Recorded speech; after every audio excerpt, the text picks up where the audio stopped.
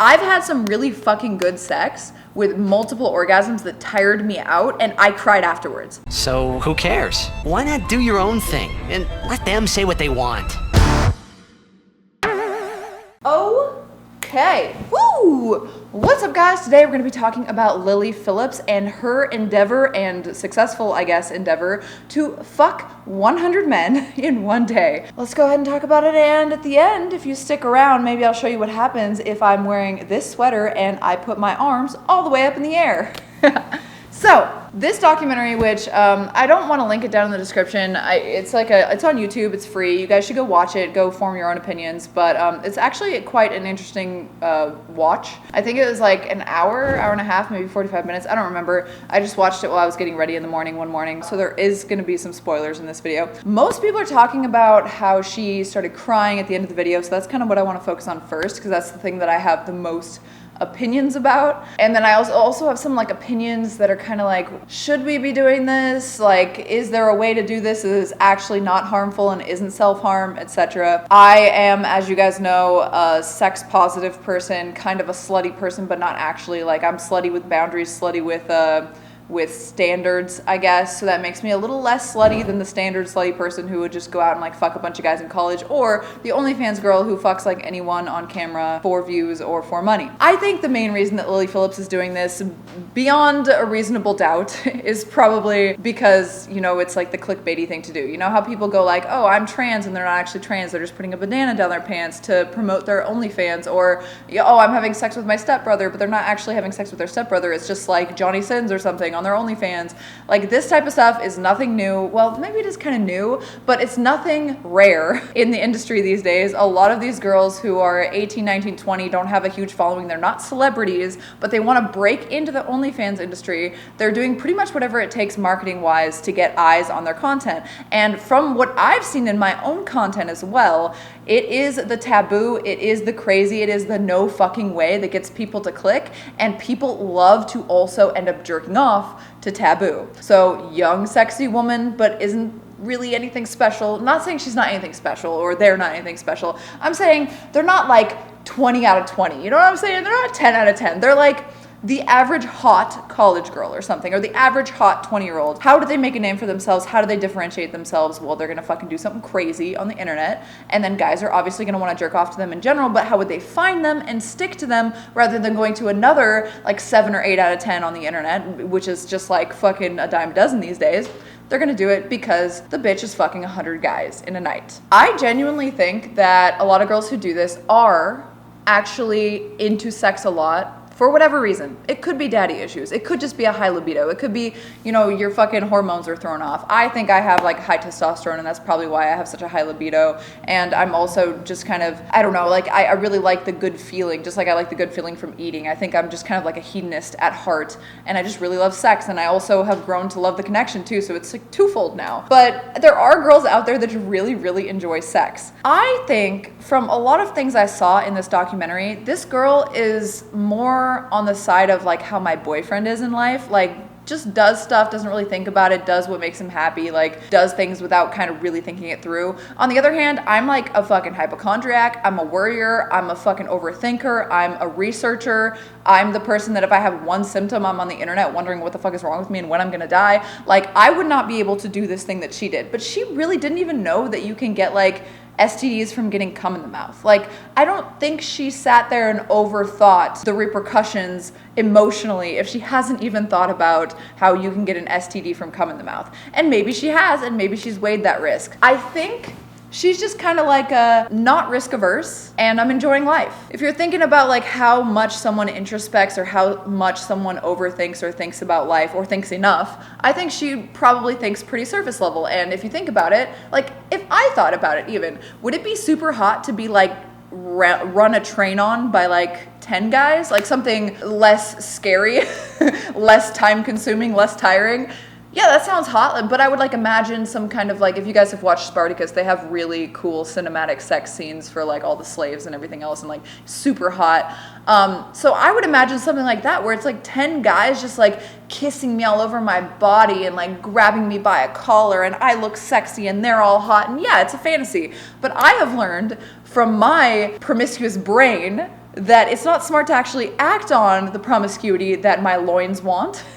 Because a lot of that is just not realistic and can actually lead to things that would weigh the scales a little bit harder in favor of not doing it. And I think Lily doesn't really take into account this scale, or she thinks, oh, I can make a lot of money, it'll be super hot, my pussy will be throbbing or whatever the fuck, and then like she doesn't even think about the fact that she can get STDs or the fact that maybe it'll affect her emotionally in a way that she wouldn't necessarily think logically would happen, right? So I think that's super plausible that she just never like truly thought it out before she did it, or that her compass, and see, this is something that a lot of people discount. A lot of people discount everyone's specific values and their compass, what do you call that? Like their scales of worth it or not worth it. I need to find a good name for this, because a lot of what people get like bent out of shape about on the internet is just people having a different set for their scales. So help me try to think of a nice little catchy name for this, but everyone has a scale of like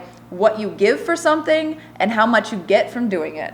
And if she thinks she's not gonna have some PTSD from this, and she thinks she's gonna make a lot of money, and she thinks she fucking loves sex and she's gonna have like a great pleasurable time, why the fuck would she not? Like her scale in her head, which is usually subconscious, not a lot of people think about it. I mean, I think about it a lot, but I'm an overthinker. I don't think she does. Her scale is clearly like, let's fucking do this, why the fuck not? Like it's gonna be like a tiring day or whatever, but like, why would I not do it? I'm gonna make so much money. Like, it makes sense. People have different values. People have different scales. People weigh things differently. So to be like, this is objectively bad, it rubs me the wrong way. Even though I'm inclined to believe that there are very few people in the world who could do this and not have adverse reactions, I do believe that there are people in the world who will take those adverse reactions for a fuck ton of money or success in life. Would you think about something that was like mildly traumatic for you, let's say? Some people would say yes, some people would say no. Would you take this in order to be like a multimillionaire, like overnight like that? Like, would you do something that would be mildly traumatic in order to have a lot of money?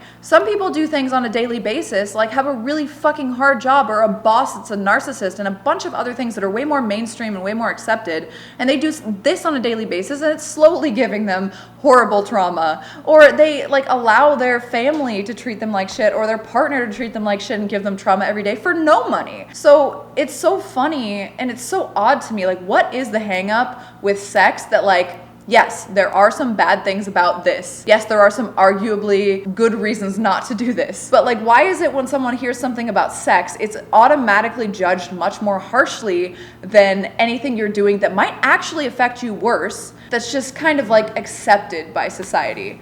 You know, like being your boss's bitch, or your wife constantly fucking berating you and bringing you down emotionally and mentally. None of that is okay, but you're doing that for free. And this girl's doing one thing one day for presumably many years of being a multimillionaire, because you really will get that kind of result if you do this kind of thing, especially with a documentary team behind you. Moving on to the thing I said I would talk about first, but this is Tara Babcock's channel, not someone who's actually organized channel. We're gonna talk about the crying at the end.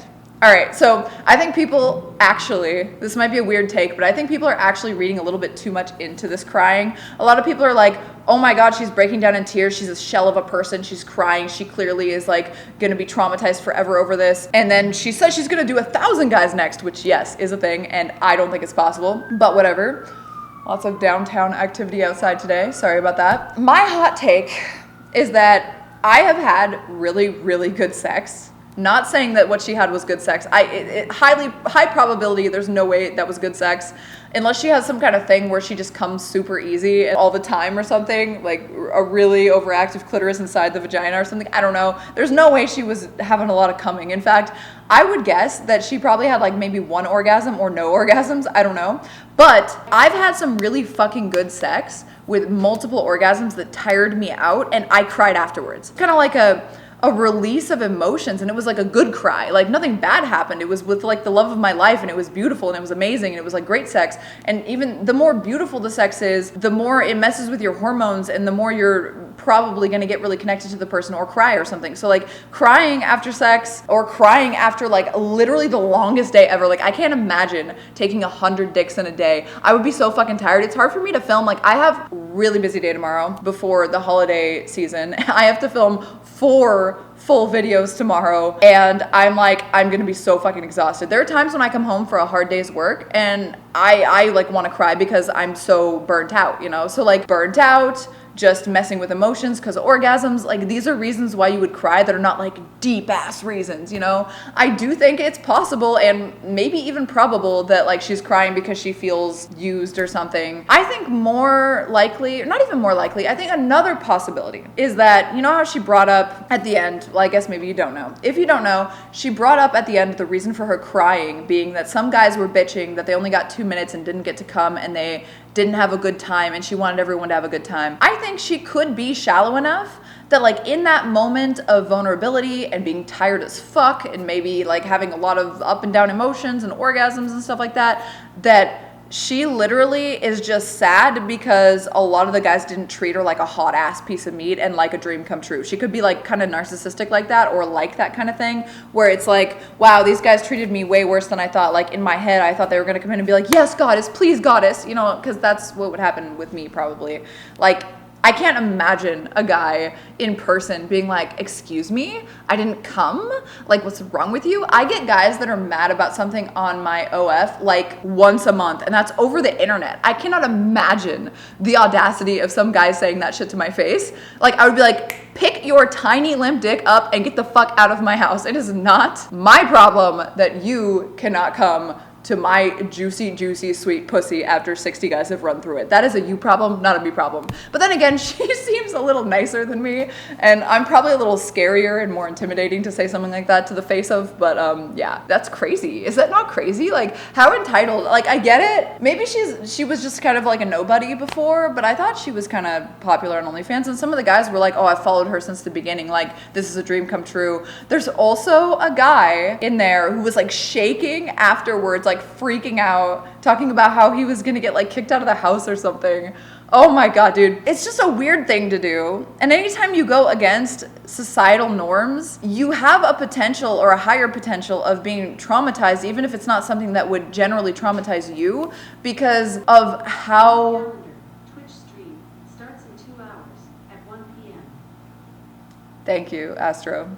Twitch stream starts in 2 hours. We're gonna do it again because we got 2 calendars. So yeah, I think if we have 100 years of a society that is formed around sex being a transactional, open thing, a lot less people are gonna have trauma from it because they're not gonna feel any shame or guilt because society grows them up and teaches them that that's the normal good thing. There will be some people who still have it. Like there are some people who still have trauma from like just, you know, going to work in an oppressive company for a long time, but that's societally normal. Just the extra layer of something not being societally normal, growing up with someone instilling shame in you, which I think is mainly where shame and stuff like that comes from, and where you get your values from, is often in alignment or in antithesis to how you were raised as a child, as, you know, sometimes with the latter as a form of rebellion or something. All of these factors play in. If we're talking about objectivity, I don't think it's an objectively bad thing to do. It could just be like a hard work day for her.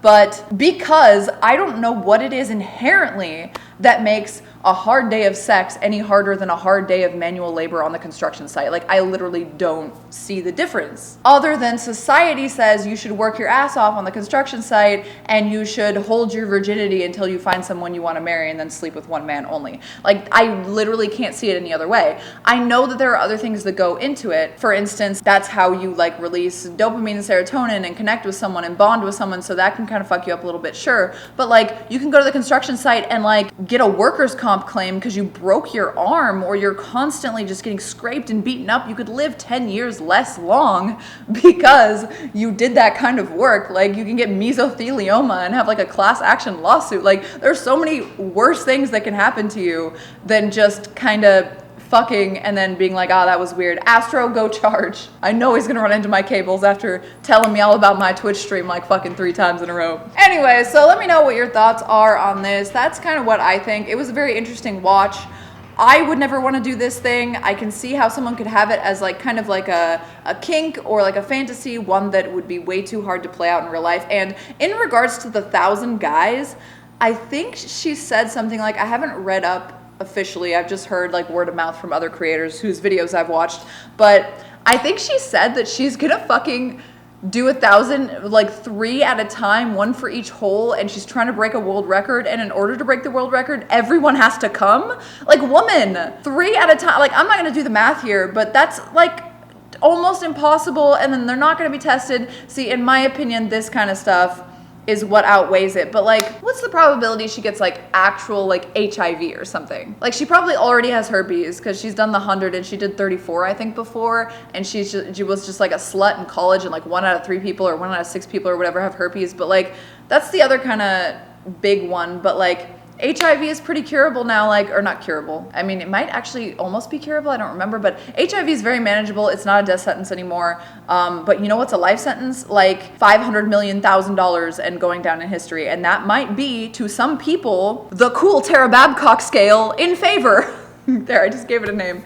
Please help me give my scale a name. You know what I mean? Like, you have a scale and it's empty, and then it's like, the reasons why you should do this, reasons why you shouldn't. And the reasons why you should do this are often subjective and based on your own morals and principles and values, and then like preferences and all these things. And that's a huge, huge, huge like graph of reasons why or why not that are personal to the person. So it's really weird to be like, wow, she must be fucked up from that decision she made, when like you don't know her values, you don't know her, you don't know her preferences, you don't know how she was raised. And I think we lean in a little bit too much to this like trauma type thing and try to label and call everything wrong, when like people can adapt to their circumstances that might not have been societally ideal in childhood, and then use that and be stronger because of it later. So I have a hard time deciding whether or not the things that I grew up with or the coping mechanisms that I learned as a child actually need to be like learned out of me,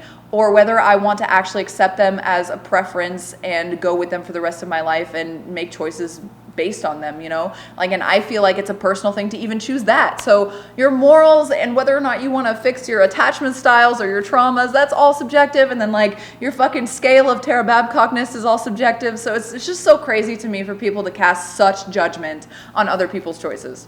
I will leave it there. I love you guys so much. Thank you for watching. And because you were so awesome and stuck around and watched this, this is what happens if I raise my arms in this sweater. Very interesting sweater. Am I right? I will see you guys soon. If you're seeing this before Christmas, woo, happy holidays, happy Hanukkah, happy Kwanzaa, whatever the fuck you celebrate. I don't give a fuck. Happy Festivus mostly for the rest of us. And I will see you guys in the new year. Super excited about the new year. We're going to be talking about some things I want to do. And no, it is not a resolutions video. It's more like just a recap of the year and then what I want to do within the next year. And it's all arbitrary, the timeline, and I'm always working on stuff. But yeah, I still hate resolutions and how full they make the gyms. Love you guys. See you soon. Bye.